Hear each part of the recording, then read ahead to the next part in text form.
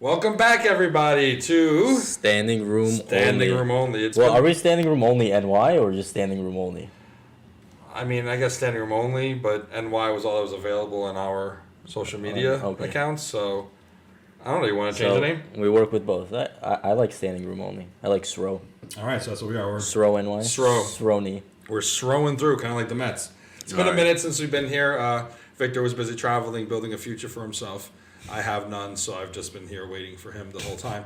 Anyway, we have a lot to cover today, Victor, don't we? Yes, we do. So should we start off with the non-brawl that happened? The Daniel Murphy bitch brawl. Yeah. Of yesterday, which yesterday was Friday, June 7th. We are recording this on Saturday, June 8th. June 8th, yeah. So what the hell happened last night? Well, it was after what inning was it? I believe it was the eighth inning. Eighth inning, it was Drew Gagnon gave up 2 home runs. Mm-hmm. And then the next batter he faced was Ian Desmond, and he pretty much hit him in the first pitch. And the home run before that was Murphy. Yeah. He gave it up to Murphy. And do you think it was intentional? Oh, absolutely. I don't. Why? The look on his face was just like this look of shit, I feel like. No, maybe he was rattled, but I can't say that he plucked him by accident after you gave up 2 home runs and pretty much blew the game open. Yeah, true. At that point, it was a close game. You could have kept DeGrom. I mean, you could have kept DeGrom's chance of still getting the win, and maybe the Mets would have had some good offense. No, because DeGrom gave up 2 already, and he was already out of the game, so there's no way he was going to get it. But the best he would have gotten was a no decision. Maybe. He got the loss. Yeah, the best he got was a no decision. That was my fault. But either way, even if he plunked it, if he didn't, so then what happened was Ian had some words, which he wasn't completely out of line, but immediately Daniel Murphy did a Moustakis and started barking from the fucking dugout and just leaps over the fence and just starts barking at everyone. Which, by the way, I'm not one to talk. Murphy's getting fat. Did you see him in a close-up yesterday? Yeah, I did. He got a little big. He's getting that I'm over 30 chin, which you don't have yet, but you will. And he needs to watch his weight a little bit, I think. But he's a great hitter. Yeah, I mean he's still killing the Mets, to be honest. So, yeah, and he always will. Yeah. Did you like him when he was here? I liked playoff Murphy, not regular season Murphy. Yeah, why? And actually, no, I don't think I was the biggest fan of World Series Murphy either. No one was. Because Murphy giveth, Murphy taketh away. Yeah. And then do to seal the deal. But yeah, I mean, so last night was just kind of like a bitch thing. Like we were both there. We weren't sitting together, but we were both there, and it was just like a nothing thing. Yeah, I mean, I was hoping something would happen because it would be cool to even see it on TV afterwards. Right. But the funniest part to me was the initial part of the brawl kind of broke up, and everyone's going back to their positions, and Lagares is just walking back to center field, and then he hears everyone starting to scream again because the second part of this non-brawl started. He looks back, he's like, "Oh fuck!" And he starts soft jogging back to the infield, and it was just like. And then Dom Smith basically just calmed him down and calmed down Murphy, and that was that. It was a nothing. It was a nothing thing. It wasn't. It's probably going to be forgotten in a couple of days from now. Yeah, pretty much. I mean, okay, so now we can move on. The non-conversation starter was the non-ball. Yeah. So the first thing in our news is it never fails. Victor falls through my cheap IKEA. I hate your chair. See, that's how we know it's going to be a good podcast. Every time you fall through this chair. Stop wiggling your little ass, dude. I'm not wiggling it, I'm sorry that it's not centered to the fucking chair, or better yet, it's not secured. It's IKEA, I'm sorry. We can't all be from Astoria and afford nice things. It's irrelevant. It has nothing to do with being from Astoria. I don't know. I got to pick on you somehow. Yeah. That's all I got. All right, so the first story we have is Ron Darling's return to the booth. It's just good news. It's nice to start something with a little bit of good news for the Mets. Yeah, he seemed happy to be back on the broadcast too with the team. He definitely seemed like he missed it, and I mean, hopefully he doesn't have any other complications later on in the year. Yeah, I mean, because these things could return. I mean, he took the leave of absence because of a large mass on his chest. He took that on April 15th, and he's 58 years old, so he's still very young, and he had the surgery. And, he knew it was probably time for him to come back, he said. He missed it. I don't want to miss anything. Part of our broadcast is trying to segue from one broadcast to the other. Todd Zeal did a good job. Now Ron Darling. You're going to miss Todd Zeal? I mean, I'm not going to miss him. I mean, he's taking over Figgy's role, which he already kind of did, but we'll get to that later. Yeah. And so now they're calling him Ziploc because he sealed the deal. And it's good. He says, he's going to see how it goes for a couple weeks and hopefully no complications. and it'll be nice. Now we can get back to the business of Lenny Dykstra hating him. Yeah, but I think Ron Darling at this point is just he's letting it up to the lawyers. There's no drama. I feel like drama is trying to be created when you listen to other, I guess, more professional radio shows. However, it's not. Oh, yeah. I mean, there's always something with Dykstra anyway. Yeah. I mean, Dykstra's not exactly the person you can trust. But, I mean, how do you feel about that kind of knowing that team was very close and they were kind of inappropriate and a boys' club and all riffed on each other, and now this is kind of, from what I can tell, first of the books that kind of really just says, oh, this one guy is fucked up. It's not even like he did fucked up things or he trashed a plane. Yeah. He's being a racist to somebody. I mean, it goes to show that things, or at least bad things that you do end up catching up to you if you don't think they're going to be the moment. I mean, it's unfortunate the things he said. I don't know how baseball was back in the 80s. Well, funny is that Doc and Straw both said it didn't happen. Yeah. It's kind of, now it's a he said, she said type thing. It's like, but what is this, like Entertainment News Network? Like, I don't, honestly, like, I don't really care to, like, oh my God, is this really true? Is that really true? I mean, if it is true, it's unfortunate. I mean, that's why they have lawyers to deal with it. Very true. Very, very true. I don't think I'm going to dig into the news and be like, wow, I can't believe these two players went at it. Yeah. I mean, they didn't even. I doubt they've even spoken since then. But I do want to read his book, though. I'm intrigued.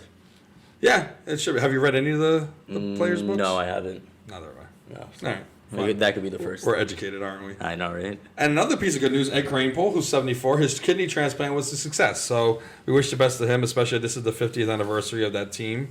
And he was the one of two only lifelong Mets. Yeah. So we wish him the best, and that's awesome. He's 74. You think he's going to throw the first pitch at the 69th? The 50th anniversary. I feel like it, yeah, because since unfortunately, Tom can't be there. But I feel like probably him to Gentry, I would imagine. But that would be nice. I want to go to that. That'd be nice. Yeah. I don't know. It's my birthday, so I doubt I'll be there. Oh shit! But all right. yeah, look at that. Celebrate. That's right. I'm almost as old as the anniversary of that team. Wow. All right, another great piece of news: Figgy fired Nelson Figueroa. What the fuck happened? Well, okay. Well, here's I read some articles where they were saying like he wasn't in a mental state or he wasn't in the right mental mind to do a show, or he was like sloppy or whatever the case was. But someone was quoted as saying that sources stating that he was in a state not fit to work. I mean, maybe he's dealing with some mental illness. That could mean anything. It could mean anything. Would he show up to work drunk? I don't know. I mean, he never struck me as that kind of guy, but who the fuck knows? I mean, I have his picture pulled up here. He looks like a nice guy. Yeah. Nice guy Nelson. He looks like you, only Latin. Wow. Think about it. Yeah. But I've always, I don't know. Because what's weird, though, to me is like, do you think there's any kind of, I don't want to say foul play, but almost like business happenings at SNY? Because they had already, he was a chief analyst for a long time. Yeah. And this year they promoted Todd Zeal to that. Do you feel like that he was just extra weight and they didn't want to? Because remember what they did to Bobby Ojeda when his contract came up again? They just didn't want to pay him. Okay. And so they got rid of him, got cheap Nelson Figueroa. Maybe Nelson's been there 4 or 5 years. Now it's like... Maybe he wants to get paid? Maybe. I mean, but then you use... I don't know. Then you don't rehire him and then you avoid this drama. But it's to flat out fire him and say he's not in a state to be hosting a broadcast. I think it's... Maybe something might have happened. Maybe he has an issue. I feel like maybe it's just... Several different things all came together to bring about this dismissal. And they're never going to talk about it. I don't think we'll ever find out the truth. No, but down in the day and age that we are, and considering that our previous topic was a book that just came out about someone, I think this could come out. But there's also a big difference between Ron Darling and what he means to baseball fans and what Nelson Figueroa means to baseball fans. Well, he was a Met. Briefly. He had a stint. He was a Met, but I mean, there are very few people who hold the same kind of place in people's heart as anyone on that 86 team. Yeah. I mean, Nelson was basically the Jason Vargas of maybe a very forgettable player for the Mets. Exactly. So I don't know. We'll see. We shall see. But will you miss him? No. I barely watched the SNY broadcast anyway, so. And now on to the next topic of the day. We talked about this last podcast. Who do we want the Mets to go and get? Keuchel, and he unfortunately, I mean, good for him. He got his money and signed with The the Braves, Atlanta fucking Braves. but it sucks for Mets fans because we're sitting with our hands underneath our ass. Yeah, exactly. And now look, we have an illegitimate bullpen who's gonna give up 5 to 6 runs pretty much every single game. Yep, and so he goes. Dallas Keuchel goes to the Braves for $13 million just for 2019. He's a rental player, Which is good for the Braves because now they could actually compete with the Phillies, and it's probably going to put the Mets on that number 3 in the standings. if not 4, because if the Nationals get their shit together. Although I don't think that they will because I don't think this is their year. Yeah, I don't think they will either. But regardless, it's just it puts the entire season in perspective of nothing for the Mets. But would you rather see him go to the Yankees or to the Braves? Yankees. Really? Just because we don't play in the same division. Yeah, we don't play in division. The Yankees are not going to. I mean, yes, of course, obviously the 4 games of the Subway Series could be the 4 games that knock us out of the wild card or something like that. But at the end of the day, though, we're not competing with them 18 times a year. True. It's sure you face them in the World Series. You got to the World Series either way, you're probably going to lose anyway to the Yankees because let's just face it, they're a better team. As much as it pains me to say that, but. Yeah, I'd rather have him gone there, but they outbid the Braves outbid the Yankees, which is, I mean, it's a rare thing, and it makes me so fucking happy. I mean, it goes to show that they really wanted to get Dallas Keuchel and actually make a push for the playoffs, which is a move the Mets could have done, but I guess they were just being cheap. Surprise. Yeah. Surprise. And then they were cheap with trying to get help in the bullpen because who else got signed? Who else? Oh, Craig Kimbrel. Yeah. To the Cubs. For $10 million in 2019, they got him for 3 years. The fourth year, 2022, with a vesting option. So it's $10 million this year, 16 for 2020, 2021, and then a 16 vesting option for 2022. How do you feel? Do you think that's too long a contract for a guy of his age? I think maybe the winner of this is going to be Kimbrel. Aside from the Cubs, but I mean, as of now, if we look at the Cubs standings, they're in good. The Cubs right now are in first place with 35 wins, 27 losses as of June 8th. And this could set them apart. I mean, you have the Brewers that are pretty close, and 1 or 2 extra saves here and there. That'll make the difference for you to make it to be a wild card team, to miss out on the playoffs completely, or win your division. So yeah. I think that was a great signing by the Cubs. It was. It absolutely was. And you doubted the Cubs in the beginning of the season because we were talking about this a few months ago. You were like, they're not going anywhere. I thought the Brewers were going to ride the wave that they had last year. And I thought the Cardinals with the signing of Goldschmidt, I mean... I mean, right now St. Louis, who I picked to win the division, is not looking good for me. Good thing I didn't put any money on it yet. So it's still a good chunk of the season to go over half, so... We shall see. But the Cubs are legitimate this year, but so is Milwaukee. I mean, technically Milwaukee has 36 wins and the Cubs only have 35. They're tied. They're tied. But, that's going to definitely put them over the edge, I think. And then, of course, the last other team we'll talk about is our crosstown rivals, who we face on Monday and Tuesday, the Skankies. And they have a lot of... What moves do you think they're going to make? Because right now there's rumors that they're in the running for Scherzer, for Mad Bum, and for Trevor Bauer. I think at this point, if the Giants are... I mean, they're the worst team in the NL West. If they probably want to rebuild and get some of those Yankee prospects, they will trade Madison Bumgarner. I think they will. Yeah. Do you think that there's a chance they might get both Mad Bum and Max? No, I think that's a stretch. Just one? I don't think the Nationals are just yet ready to give up of Max Scherzer. I mean, if you look at the national standings, they're 28 and 35. They're about 2 to 3 games behind the Mets.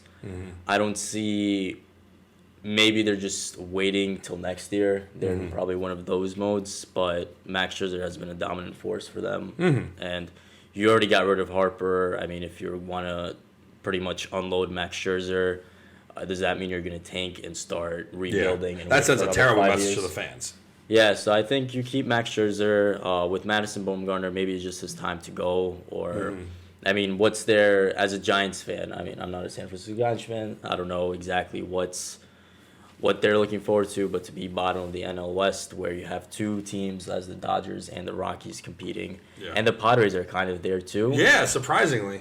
and the Diamondbacks. They're all pretty much. I mean, the Rockies, Padres, and Diamondbacks. They're all have 30 similar wins. records. Yeah, they all have similar records. I mean, the Dodgers are probably going to take that in a steal. However, maybe these three teams in the West try to make a bid for the wild card. So if you're the Giants, you're probably looking to rebuild. Wait for these other West teams to, what's the best way to put? Yeah, fizzle out, and then because the question is, how much longer does this Dodger not yet dynasty have? Because the Dodgers, it's an almost dynasty because they make the World Series. They're starting to feel like the '90s Braves, though. Like Yeah. if we can get to the promised land once, I mean, they get to the promised land, they just can't seal the fucking deal. They're starting to feel like that. Oh, we're the team that's always there. We're the team of the teens. Yeah, but no one. I mean, as no one's gonna remember who lost in a World Series. You're always gonna remember the team that won the World Series. But remember the Braves in the '90s, though. People talk about that team as the team of the '90s. They don't call the Yankees of the '90s the team of the '90s. They call the fucking Braves, which I think is just. But do you want to call silly? Or do we call the Dodgers the team of the 2000s? Team of the teens. Yeah. Teen Titans. I don't. Who never got anywhere. Yeah, I'm not sold on that. I think the team that is probably going to take away the year of the teens is the Chicago Cubs because they won the World Series in 20. Yeah, I mean that's 2014, memorable. 2016. 2016. Yeah, in 2016. Yeah, So. Because the Royals 2015. Yeah, Royals was 2015. Yep. Yeah. I went to go visit their ballpark. It was kind of sad. Yeah, did you get to look at the trophy at all? Did they have a museum? No, there? I didn't do a tour. When I got there, the stadium was closed off at that point. Oh, so you just saw it from the outside? I just saw it from the outside, but it's really nice. It's actually pretty unique the way they have it set up. You know, I mean, to most stadiums that I've been to, you'll enter the parking lot and the stadium is leveled there, like how you walk into Citi Field. However, this is pretty much it's built in a hole. It's like you have your Dodger Stadium's like that too. Dodger Stadium with the parking lot level for like the back, like behind home plate is the upper deck. Okay. And then it tears down with it like a ramp almost. Yeah, but this is just pretty much it's like you'll have the parking lot, then it's leveled, and then you'll see the stadium. So it's a little unique thing to watch. I wanted to catch a game out there, but they were out of town at that point. Interesting. Very interesting. Well, at least you didn't have to look at the 2015 trophy. I didn't, but I saw cry. it. I saw it on their banner. On their banner, and they had it on their stadium. So they have pictures of like Hosmer and Duda's throw. They probably have a shrine of Duda. A shrine of Duda. Does he still play for them? Is he on the Royals, Duda? I think he signed with them. Not where Duda goes because of all the Mets in recent history, I hated Duda was very likely number one. Lucas Duda. Kansas City Royals. His current team, Kansas City Royals, number 9 first baseman, and they're paying him almost $7 million for helping them win the World Series. Can you imagine being a hero to the city you signed with without playing a game? That's almost as pathetic as Mark Sanchez being the anointed one to the Jets before he ever butt fumbled. All right, moving on. So we got the recent series. You want to talk about the series with the Tigers? I was very happy to see that series with the Tigers. We came back. I called it. You did call it. Yeah, I did. They came back and they won, and I thought they were actually going to ride out that wave and start winning, and maybe we could keep that 500 record. But unfortunately, have I not taught you anything? That did not happen, and we lost against the Dodgers. But before we get into that series, I was very happy to see Nito step up, and actually he hit that walk-off homer. That was beautiful. That was better. I don't think Darno would have done that. No. We were there at that, right? The Nito home run. The Nito home run, yes, but I mean it was nice to see. I was very happy, but this will probably just be that Nito home run would probably just be irrelevant because absolutely. Although Darno, I think, is doing pretty well in Tampa. Is he? Let's check out his stamps. I mean, I don't know. All I see is the highlights of what's going on with Darno, but I mean, he's probably backup catching there, or he's the number one guy for them. I don't know. Actually, I feel like he's the number one for them, but. Tampa Bay Rays in 16 games played, 53 plate appearances. He has 7 runs, 10 hits, 2 doubles, 2 home runs, and 7 RBIs. So maybe it's a turnaround thing for him. He's only batting .217. No, you know what? I feel like that's what he would have done here too. Yeah. Yeah, you know what? Never mind. Scratch what I said. I just saw the highlight on MLB Network, and I who was it? Assumed that he did better elsewhere because how often does it happen where the Mets ship someone away who is shit for them, and then it's like, oh, hey, look, I'm fucking great now. ridiculous. Yes, so then the Dodgers, I mean, we kind of knew. I mean, they're the best team in baseball, so I wasn't shocked. We were in it for a lot of those games, though.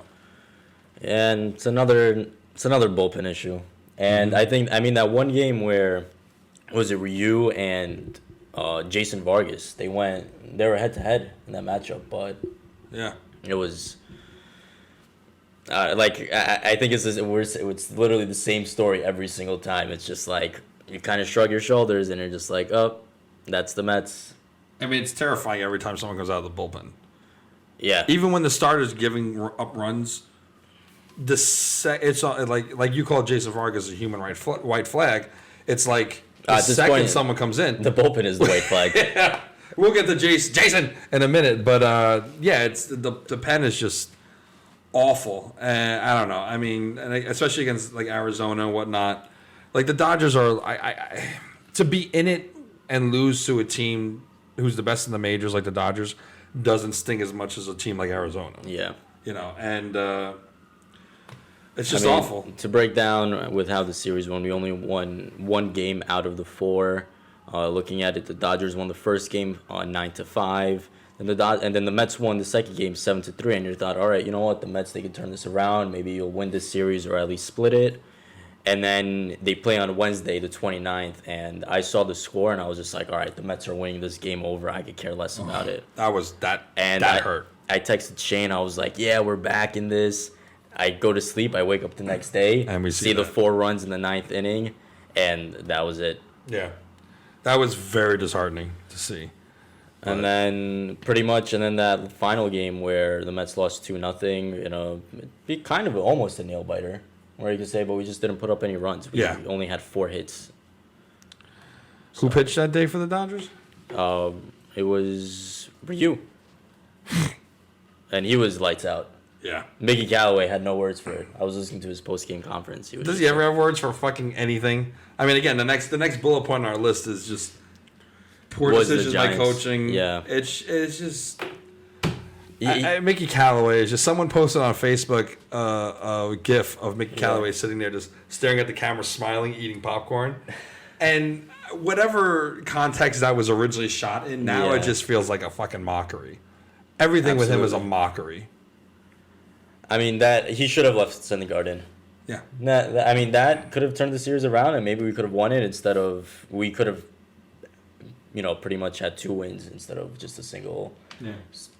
But he'll leave Jason, and yes, Jason was doing better in that other game. I'm sorry, I was mistaken on that. We could have had the sweep in that series, but we only took 2 games out of the 3. Which is better than what we usually do, because taking a rubber game has been next to impossible for us this year. But hey, look, an extra win here and there that goes a long way. Yeah. And DeGrom is you had this bullet point about DeGrom faltering after the contract before even last night, where he faltered yet again. I don't think he faltered giving up 2 runs. That's kind of been But also looking at with the men on base and whatnot, he's. He's not as dominant. His armor is. Yeah, they're chipping away at him. Who knows? Maybe after the All-Star break, he turns it around and he starts, really killing it. Because as of now, he's just 3-6. He has an ERA of 3.45. I mean, with his ERA last year was at a 170. He's not going to reach that. Let me ask you a question. Reigning Cy Young winner, knowing the struggles that Scherzer and other aces have had in the league, do you want to see DeGrom anywhere, obviously not starting, but anywhere in the All-Star game this year? Do you think he deserves it? Unfortunately, no. Yeah. I don't think so. You're probably going to take a spot of another pitcher who's been playing better for you before the All-Star break. Yeah. Which is not the end of the world. I mean, I don't think players are going to be like, oh, wow, I didn't play in an All-Star game. No. I don't think they really care. I think All-Star games it's are very more rare for that a fans. player cares. Usually when it's at home, they care, or they're a rookie. Like David did say, all the All-Star games he had started, he would give up to start at home, which he did. Yeah. And that was, and of course Harvey starting in 2013 as well. Right here, All-Star game. Exactly. But, no, I don't think DeGrom, unless, when is the All-Star break? In a month from now? Oh, about that, yeah. Yeah, I don't think in a month he's going to turn it around and get enough votes to even be voted in. No. No. Vargot? But Vargote. Vargote. he's definitely not going to make the All-Star team, Well, but he's been our best pitcher so far. He has been, sadly. I mean, yeah. We've been tough on him. Well, I did say, I said to Victor earlier in this week, I felt like everything I said in episode 1 is both still true and absolutely completely bullshit. It's like I have to retract everything I said, and yet I also have to stay firm to it because the team is just all over the fucking place. Oh, yeah. Like you said, like when we beat the Dodgers, you get a little bit of hope. You hope it turns it around. Yeah. And then the same shit, like someone will have a great moment. The only person I can say is like two people are doing well is like, and there's a story on SNY.com about this, is the bromance between our first baseman. Like, Dom's doing well, and Pete is a fucking star. I know. You know, it's amazing. Like, it's beautiful what's happening. Kind of makes you wish you had the DH because you could have both of them playing. You could, but saying. yeah. I mean, instead of throwing him out in left, you're platooning that outfield. Yeah. I'm a big guy for the DH. Monday, Tuesday, and we'll get to this. They can have the DH. That's going to be nice to see in a small ballpark. But we're gonna get to that in a little bit. Absolutely. On to the Vargoat, though. I mean, do you want to talk about the failure of not reaching the playoffs, even though we're not there yet? I mean, we're not there yet, but as of now, based off these past couple of games, if we don't turn it around soon, it's just gonna be we're just gonna be an average team. We're gonna be a team that gets streaky, gets the hopes up of everyone. The Mets are competitive, but we're not. I don't know. We're not getting those wins. Like, you look at the Red Sox, they struggled so hard in the beginning of the year, and now look at them. They're doing great now. Yeah. If you look at their standing. They're 33 and 31, but they're still above 500. Exactly. They're probably going to win tonight. A huge turnaround. Yeah. And that's what teams that can truly contend can do. They can have a month of bad play and then turn it around and make sure that they get to the promised land. Whereas the Mets, I wouldn't even call us an average team. I would call us below average. Well, we're below average only because we don't have a bullpen. If we had an average bullpen, I think we would be an average team. We are in agreement there.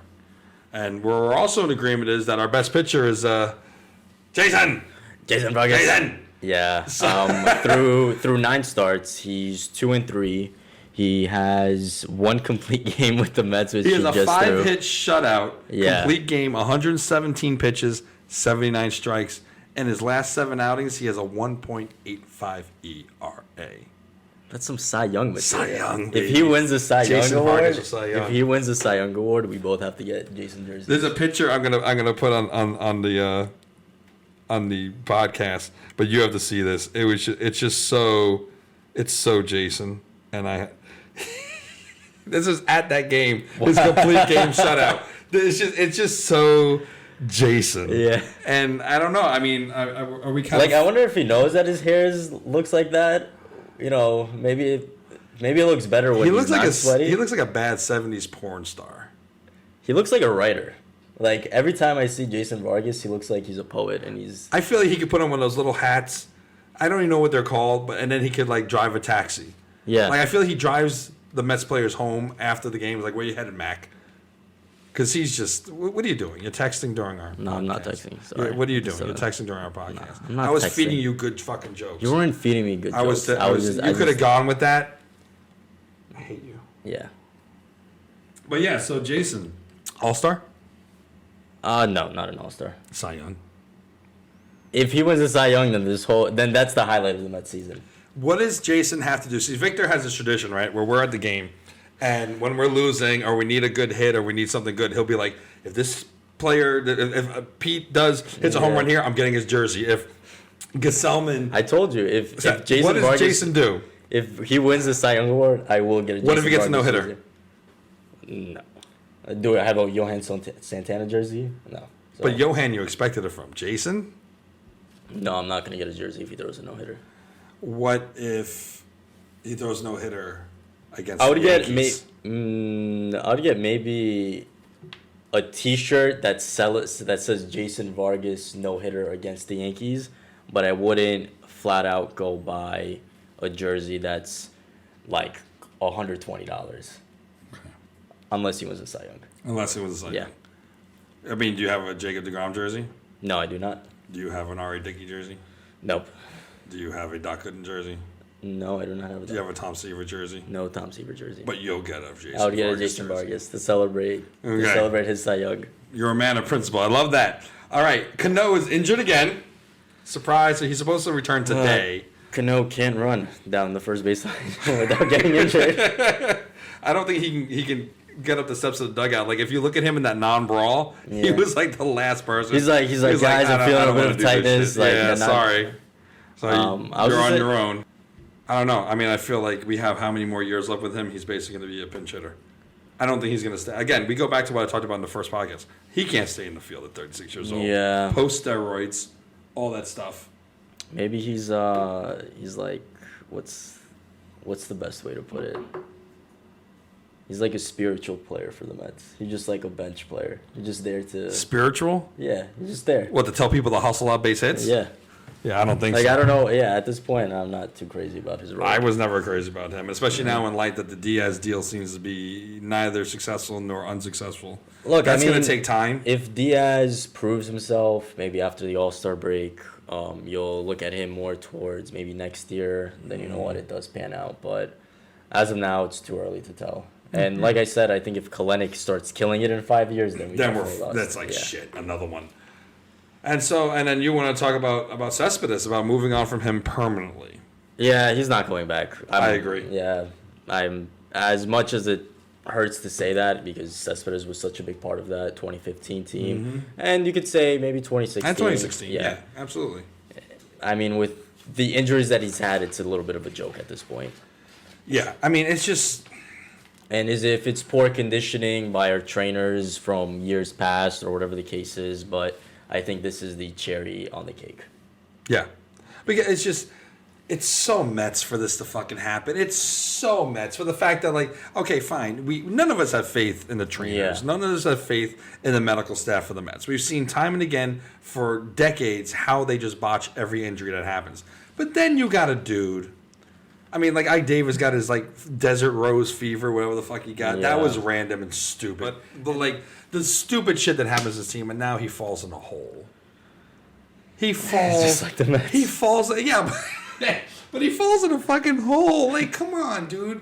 Like, everyone, of course, assumed. And breaks not one ankle, but both his ankles. I mean, was it both? Yeah, I think he fractured both. Everyone assumed he was on horseback or he was golfing. Because the fans turned on him real quick, which I didn't do. Like, I mean, I'd rather it be something that's just a freak, stupid injury. But it's still just so Mets and so pathetic. Like, what would you do to replace him? Like, what do you feel is the choice or the best outcome? Who's the savior? What can we do? Can we do anything? Is there anyone? Dom Smith.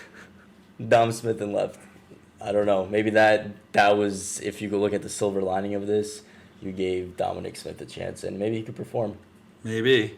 And then, I don't know, maybe Matt Kemp. He had his first at bat with Syracuse the other night. He did. He grounded out. He's played 6 games. As of yesterday, June 7th, he's played, where was I? 6 games. He's had 26 at-bats, 2 runs, 7 hits, 1 RBI. Yeah. I mean, nothing to write home about, but no home runs yet. But, you know, he's just getting his feet wet. Yeah, exactly. He's just getting his feet wet. Okay. Yeah, so, I mean, Matt Kemp's doing that in the minors, and, but he has a teammate in the minors that we need to talk about. Who also played football. Hang on a second. Jesus, I love you, Jesus. Tim Tebow. The next coming of the Lord. Yeah, Tim Tebow, a man of breaking up brawls, but also striking out to position players. Yeah.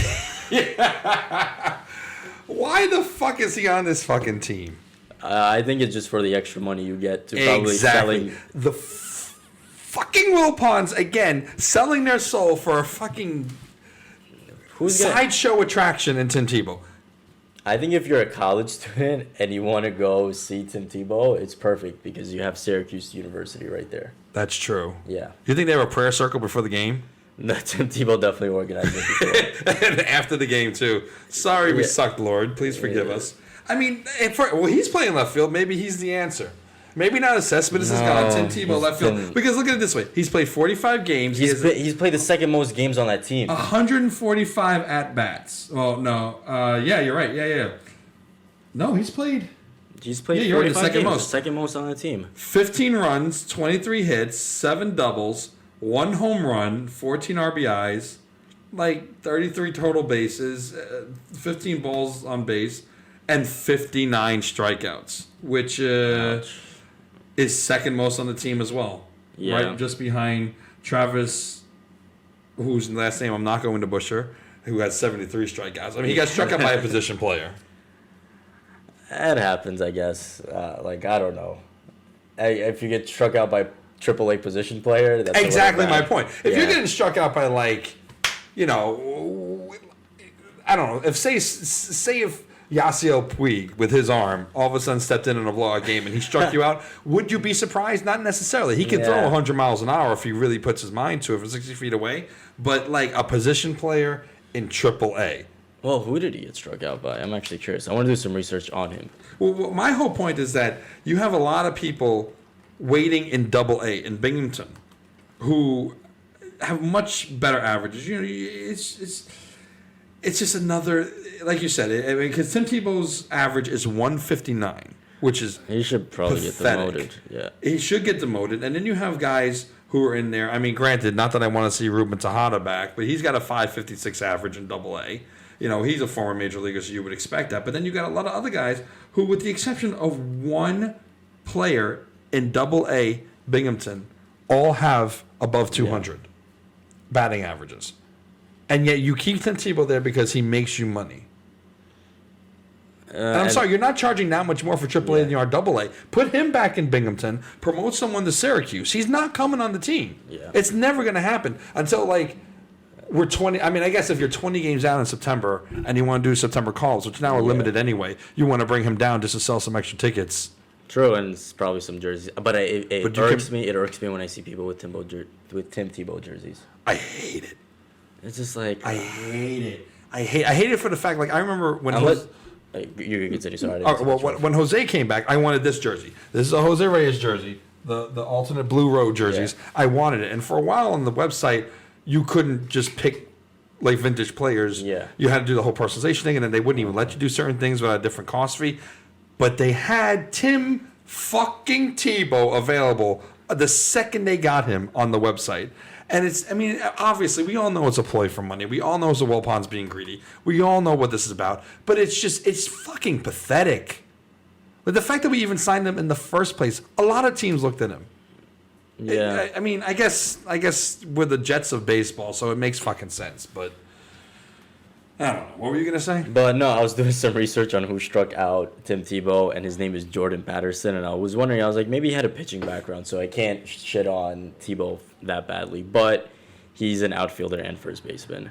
And then if I look into what he did in college, he was a pure hitter. He never pitched. So it was Dom Smith of 4 years ago who struck him out. Yeah. And ladies and gentlemen, Tim Tebow, as of June 7th, has a 159 batting average. And I'm not even going to go down the names. I'm just going to go down the batting averages in AA. 556, 333, 333, 306, 294, 288, 263, 261, blah, blah, blah, blah, blah. Only one person, Alfredo Escalera, has a 125. And then one dude has 0, but that I think he only played 2 games. Yeah, that's just pathetic. Yeah, absolutely agree. The draft happened. The MLB 2019 draft happened. How do you feel about the pick? Do you want me to say who the pick was? So round 1, the 12th overall pick was Brett Batty, which would be that's a great baseball name, first of all. Brett Batty, like if he could be, imagine Pete Alonso's last name was Pete Batty. Like Pete Hitter or something. Well, I just think of like people, the girls are going Batty, and then you have like the logo, like, you know, the Dark Knight, it was Batty, or the Batty with the bat. Like if this kid can hit, if he ever gets to the show and his last name is Batty, like that's gonna sell. And the Wilpons love that. That's probably why they draft him. But he's a third baseman out of Lake Travis High School in Austin, Texas. He was the 2017-18 Texas Baseball Player of the Year.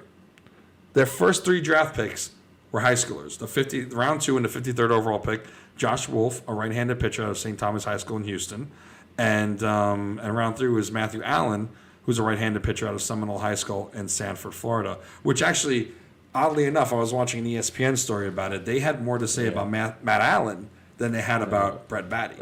So how do you feel about that strategy of going young, less expensive, but higher ceiling if they typical come Mets. through it? Yeah. Yeah, that is. I mean, I don't think we have the strongest farm system, so maybe this is an attempt to rebuild that and have some sort of longevity in there.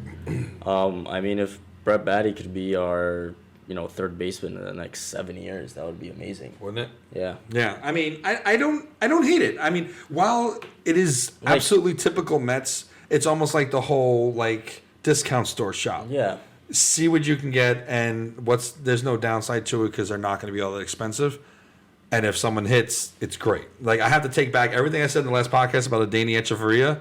He's done pretty fantastic for the team, all things considered. Is he the next coming of Cespedes 2015? No, but he's been solid. Defensively and offensively, he's been solid when he played. But I think these high school picks it wasn't a phenomenal draft to begin with, I feel like. I mean, I didn't follow any of these players too deeply to be they're who are the Mets going to get? I mean, was there anyone that had that, Bryce Harper or Mike Trout? No, they the best was the pick that went to the Orioles, which was I don't even remember the kid's name, but he's a catcher. So they kind of fancy him as the next Buster Posey, or maybe that's who the Giants got. I don't know, but the first 2 or 3, they're high picks, but there was no one that rocked the house the way Mike Trout did, or Bryce Harper, or Steven Strasburg, or someone like that. There was no one who'd they go to? Went to the Orioles, right? Yeah, it was to the Orioles. Yeah, it was Adeiny Adley Suchman from Oregon State. Yeah. So, it wasn't a blow you away. And all things considered, most analysts consider this draft to have not the best pitching available. Yeah. But I don't have a problem with it. The kid, Brett Batty, has some decent. Looking at it in his senior year, he killed it. 615 batting average. Yeah. And granted, that's college. He's meant for more. Well, no, not even college, in high school. Sorry, high school. Yeah, you're right. You're absolutely right. So, 389 on his junior year. He didn't play really in his sophomore year. He must have been injured. He has no stats. Exactly. And 392 in his freshman year. And, not bad. Varsity the whole time. He's got decent base running. Fielding's good. Fielding percentage for his whole high school career is .914. That ain't bad. His freshman year, fielding percentage was 1,000. That's amazing. That's in any capacity. I mean, we play bullshit softball. Any capacity to have 1,000 in one game to have 1,000 fielding percentage at any capacity in not the major leagues is pretty spectacular. It's pretty spectacular. It's good for him. I hope to maybe we'll be wearing his jersey in 10 years. Maybe. When they give away number 5 because they forgot to retire it. Right. So what's coming up next after this weekend? The Subway Series with the New York Skankies at Skanky Stadium in the Bronx, the bandwagon box stadium. My first thing is I don't like the two game format that they have against the Yankees. The 2-2? Yeah. I kind of want to see a full series. Well, do you feel I kind of feel like the Subway Series has lost a lot of its oomph. When it first started, I was like, oh my God, this is amazing. Because it was pre-2000 World Series. It was we haven't seen a National League, American League, New York City rivalry since the 50s. So as far as actually matching up, I mean, they always had the Mayor's game where you had it was an exhibition game right before the start of the season, and you had the Mayor's Cup and it was bragging rights. That shit don't count. But now there's no. Yeah, but there's no you play luster to you it. play interleague with other teams. You play 3-game series. But you only, which is true. But you only play them once, right? Is it? Well, no, you usually play them for them all. There's always one team that we don't have come here. Yeah. Or we don't go to. I remember, I think it was last year, or the year before. No, last year we did go to Boston, but there was another point where Boston didn't come here. I don't think is what it was.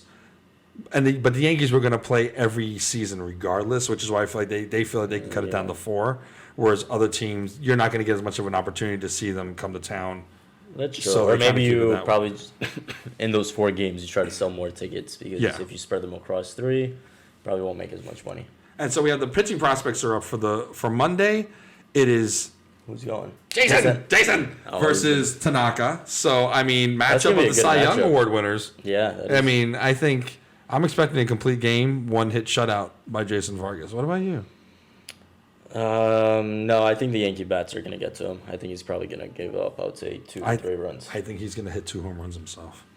All right. Even though it's a DH. If he does, then you buy his jersey. I'm going to buy his jersey. You buy his jersey. Yeah, I agree with you. Tanaka's going to kill the Mets. It's fucking ridiculous. And then Tuesday, which I will be at because we're having a work outing. Awesome. So, something like 35 of us leaving work early and going to Skanky Stadium in the Bronx. Good. I grew up in the Bronx, so I can say that. Zach Wheeler versus James Paxton. Zach, 5-3 record with a 4.61 ERA and 93 strikeouts, and Paxton has a 3-2 record with a 3.11 ERA and 63 strikeouts. That seems fairly even to me. Yeah, I think I would take Wheeler in this. I hope so, because I would love to be at the stadium when the Mets win. Yeah. At the stadium. God, I did it. I said that. That's disgusting. I apologize to everybody out there. I mean, at least if we don't get swept in these 2 games, I would take a split. Doesn't that suck? To be Met fans? Yeah, because as Met fans, we settle. Well, what do you expect? A Yankee fan says, you know what's a victory? We win, we sweep. That's a victory. We say, if we can not get swept, then at least here it's the best you're coming out with if you don't sweep is a split. Yeah. But I mean, even at Citi Field, I see it being a split. Yeah. But I wish we lived in a world where we had higher expectations. We had a team that we could expect more from. We're the little brother team. That's what we get.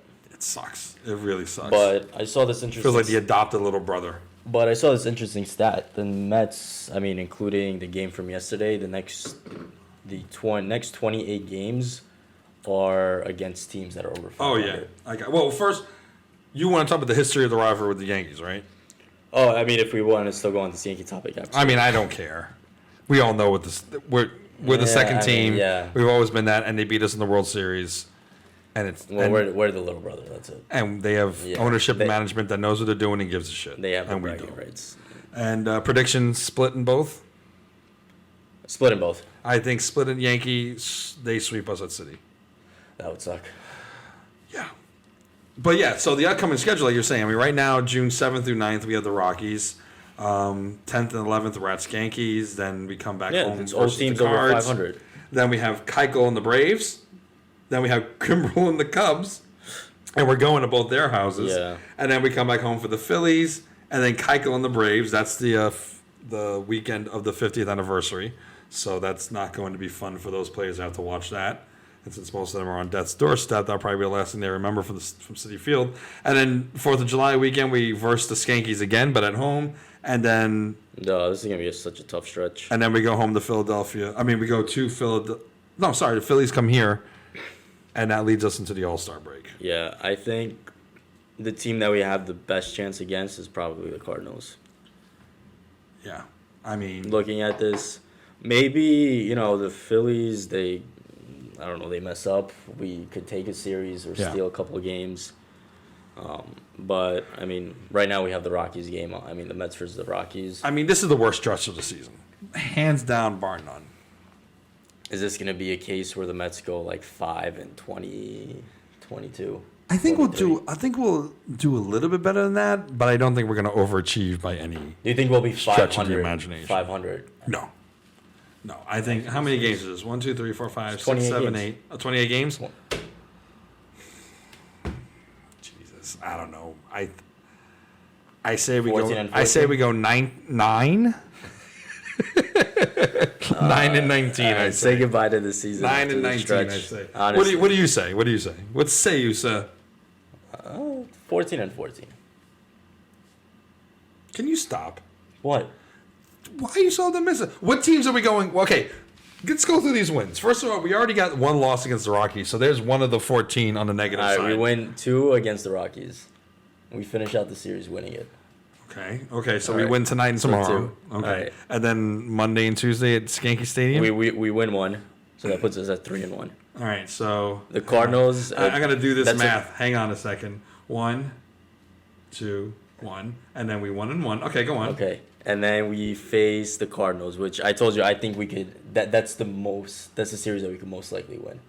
Oh, so we're sweeping? No, we're not. I mean, it's only we face them for 4 games. Oh, so we're 3-1. 3-1. I think. Okay. Yeah. No, you're right. You're right. And then the 3 games against in ATL with the Freeze outrunning everybody. We're probably gonna only win 1 game. Okay. Of that. So what does that math put me at? Don't worry about that. We'll get there. Okay, I want you to be like not worrying about what you have to reach a number. All right. Then in the friendly confines of Wrigley Field. We go 1-2 again.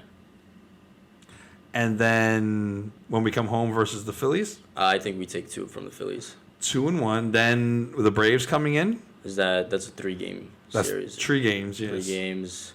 Well, actually, the Phillies are 4 games. 4 games, so then we don't sweep the Phillies. I think we do 3 of 1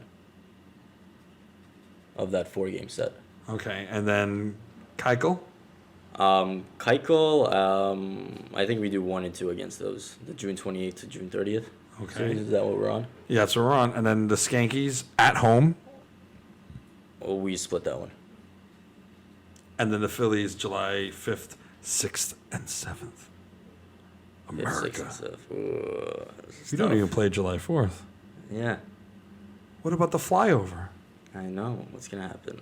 This is going to be tough. I think my math is a little off on this. Well, what's your prediction for that Philly series?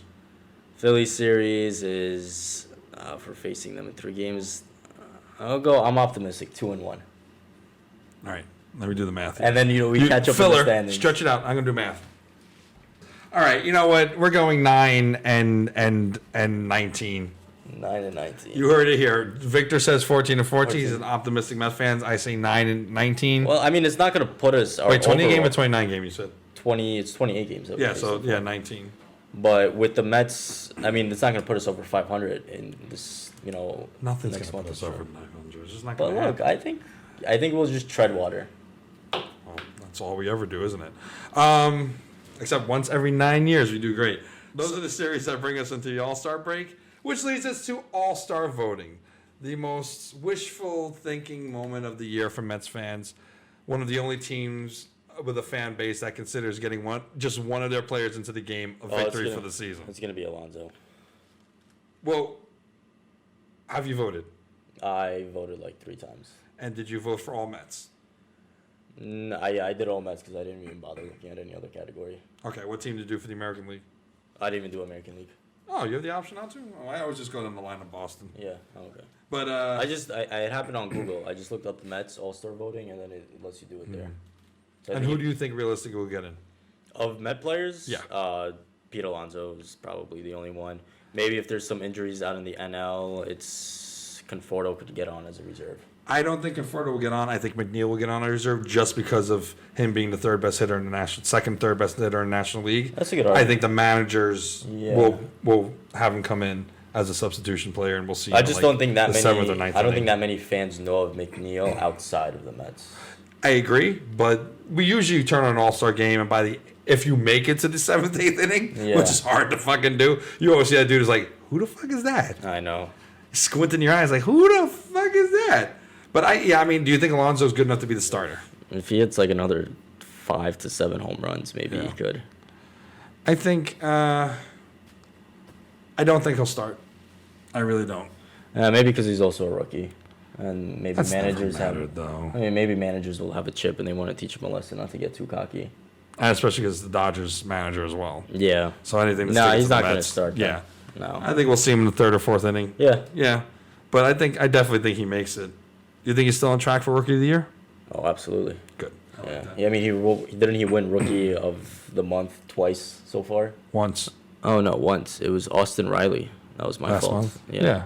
Oh, but he won it for April though. Yeah. Good for him. I do love Pete Alonso. I really, really do.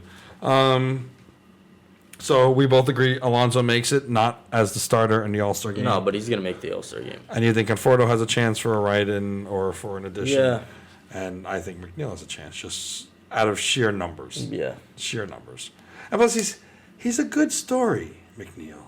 Like, he's this career AAA guy. Yeah. Who he's a good story though. Well, I loved him as a player last year when he came up. Yeah, I still love I him. was a big fan. I still love him.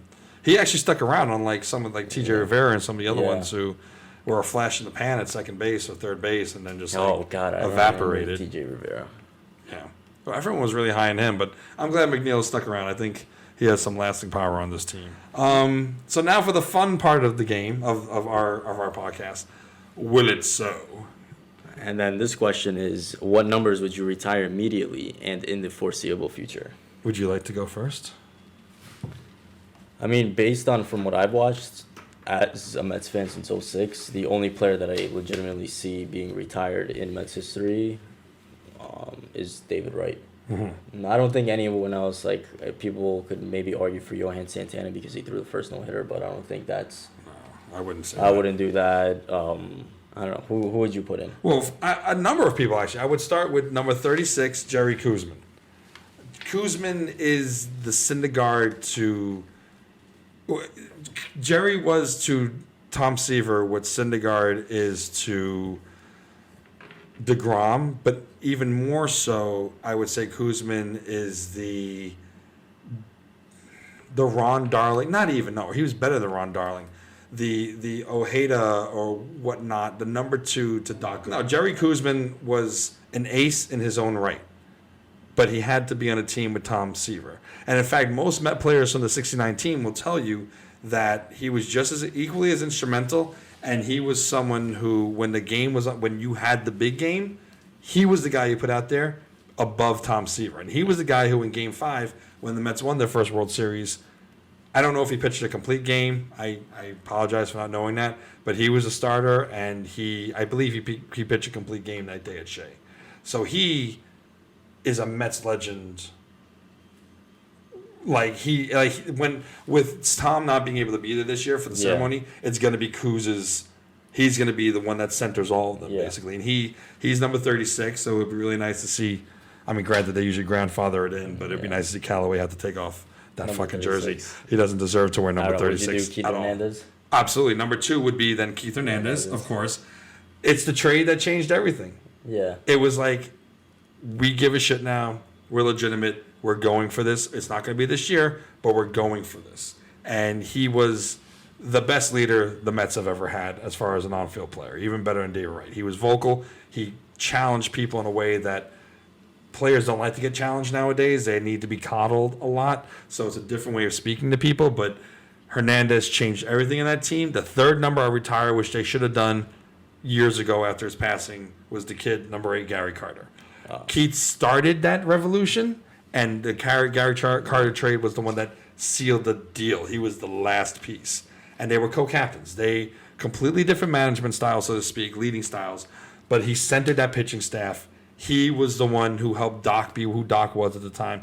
Darling, all these people, all the way up to Cone and whatnot. He centered that team, and he was aging, he was old, and he was broken, and he did it every single day. Excuse me. 4th would be a jersey you had on last podcast, number 18, Darryl Strawberry. Rookie of the year, the best right fielder we ever had, an incredible hitter, and just a staple of that 86 team, and a leader, and someone who shouldn't have left. But he was young, the Wilpons were cheap, it always leads to disaster, and he is just a staple, and still outspoken, and still beloved by this franchise. And we don't get there without him either, to the promised land 86. Number 5, the 5th one I would do would be number 16, Dwight Gooden, the doctor. Yes, you want something like a sordid past. The man who missed the 1986 parade because he was high in a project in Long Island, snorting coke and doing God knows what have you. But at the end of the day, though, he was the greatest phenom we ever had. He was the first Met to have his whole body on a huge building side. People showed up. The way people showed up for Matt Harvey, they showed up twice as strong for him.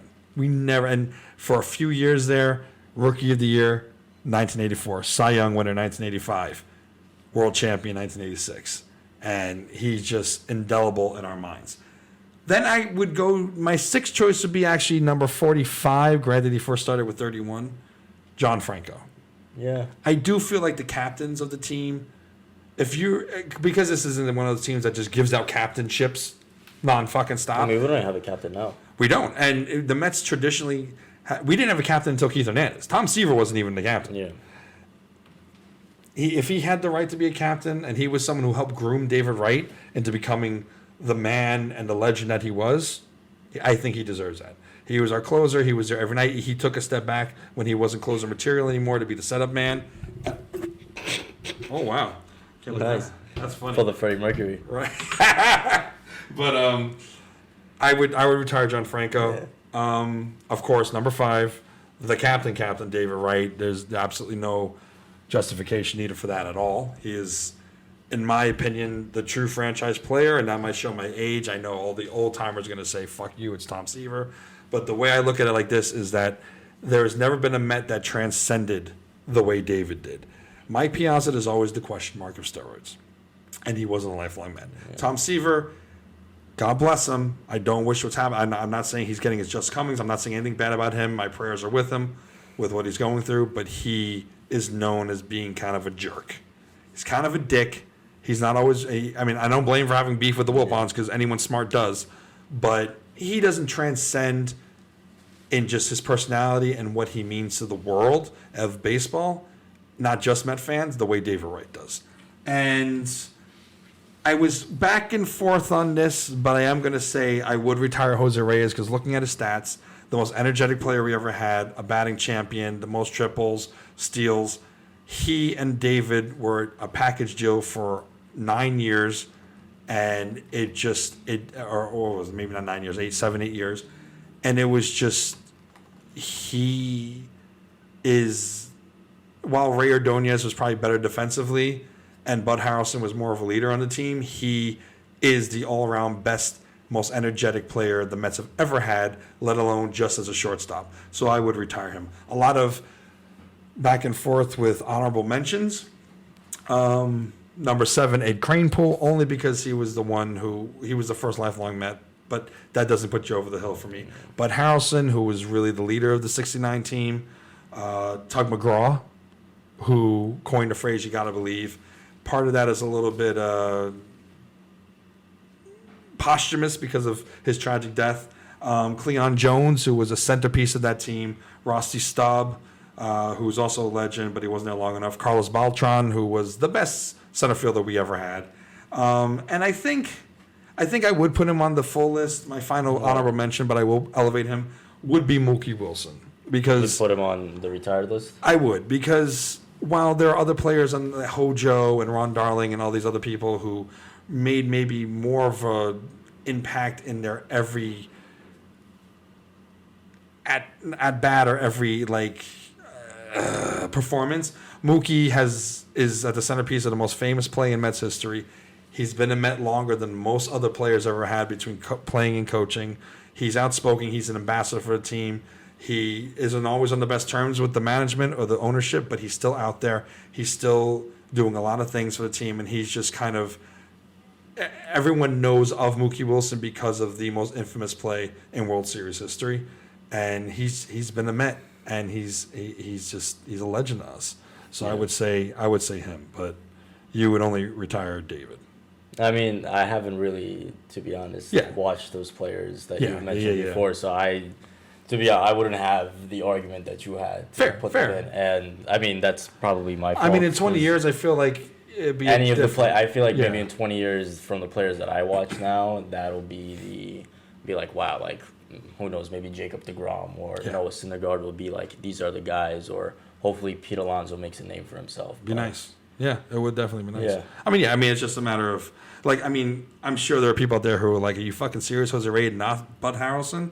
Because he was, that play with Pete Rose and this, that, and the other thing. I don't have that tie to the 69 team in the same way you don't have the tie to the 86 team. We know what we know, and we do know that David Wright, regardless of their stupid criteria, their fucking stupid criteria, if you can only be retired if you enter the Hall of Fame as a Met. Yeah. David Wright's not going to make the Baseball Hall of Fame. Unfortunately, no. Even though had his health stayed strong, he probably would. You need to retire him. Yeah. Fuck you need to retire him.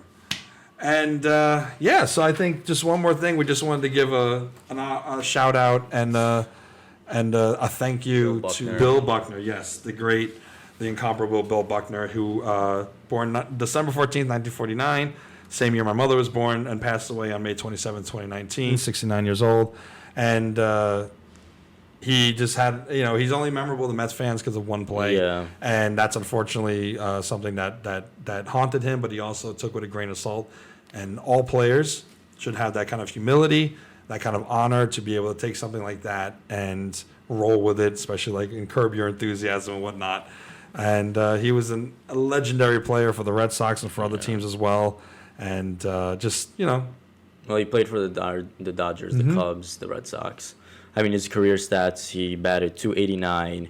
He had 174 RBIs and 1,208 ribbies. So, I mean, he's not the greatest player of all time by any means, but he was solid. He was consistent. He was clutch, and he played with bad knees. He wasn't even supposed to be on that field when Mookie hit that ball. It's just that the manager wanted him to be on the field because he was an elder statesman. He deserved to be there on the field for the celebration.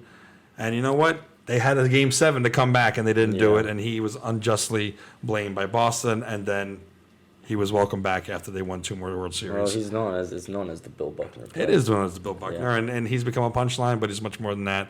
And, we don't want to say necessarily thank you for that play, but thank you for being awesome and being kind to Mets fans. You will be missed. And our thoughts are with your family. So, thank you. So to wrap up the show, yes, say thank you for listening to our second episode. You can follow us on Standing Room Only NY on Instagram, Twitter, and Facebook, and YouTube. Oh, and YouTube as well. And we'll be launching our SoundCloud as well in the near future, and other possibly platforms. iTunes. Yeah, and engage with us. You can also reach us at standingroomonlyny@gmail.com. Reach out to us. Tell us we suck. Tell us we're great. Tell us what we're doing right. Tell us what we're doing wrong. Exactly. If you missed my rants in the first episode, there really was not really a rant today. So I'm calm for an old man. And, just reach out to us and let us know what you think. Cool. Awesome. All right, my friends. We'll see you next week.